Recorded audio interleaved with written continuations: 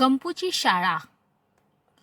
एका गावात गंपू नावाचा एक छोटा मुलगा राहायचा. तो खूप चपळ, चालाक आणि हसमुख होता. पण त्याला शाळेत जाण्याची अजिबात आवड नव्हती. रोज सकाळी शाळेत जाण्याची वेळ आली की तो बहाणे शोधायचा. कधी ताप आल्याचं सांगायचा, तर कधी पोट दुखते असं सांगायचा. गंपूच्या आई वडिलांना त्याच्या या वागणुकीचं खूपच आश्चर्य वाटायचं. ते त्याला शाळेत का जायचं नाही असं विचारायचे, पण गंपू काहीच उत्तर देत नसे. एक दिवस गंपूच्या आईने ठरवलं की आपण गंपूला शाळेत जाऊ नये असं का वाटतंय हे शोधूया.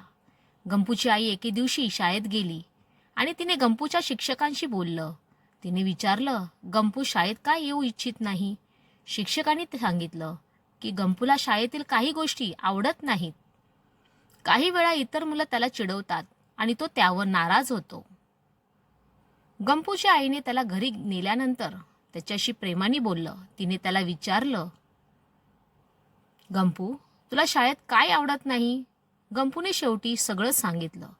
त्याला अभ्यासाचे विषय कठीण वाटायचे आणि इतर मुलं त्याला चिडवायची, म्हणून त्याला शाळा आवडत नव्हती. गंपूच्या आईने त्याला सांगितलं की गंपू, शाळा हे फक्त शिकण्याचं ठिकाण नाही, तर तेथे आपल्याला नवे मित्र मिळतात आणि आपण खूप काही नवीन शिकतो.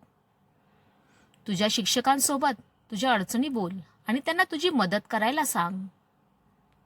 गंपूने दुसऱ्या दिवशी ठरवलं की तो शाळेत जाईल आणि त्याच्या शिक्षकांसोबत त्याच्या अडचणी बोलेल.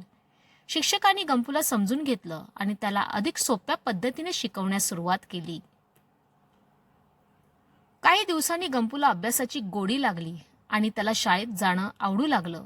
त्याने नवे मित्र बनवले आणि सर्वांशी चांगले संबंध ठेवले.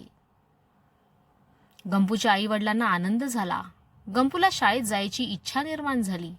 त्यांनी त्याचे कौतुक केले आणि त्याला प्रोत्साहन दिलं.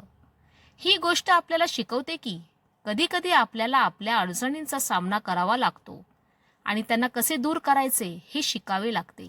आणि मुख्य म्हणजे आपल्याला धैर्य आणि प्रयत्नांच्या जोरावर कुठल्याही अडचणीवर मात करता येते. धन्यवाद.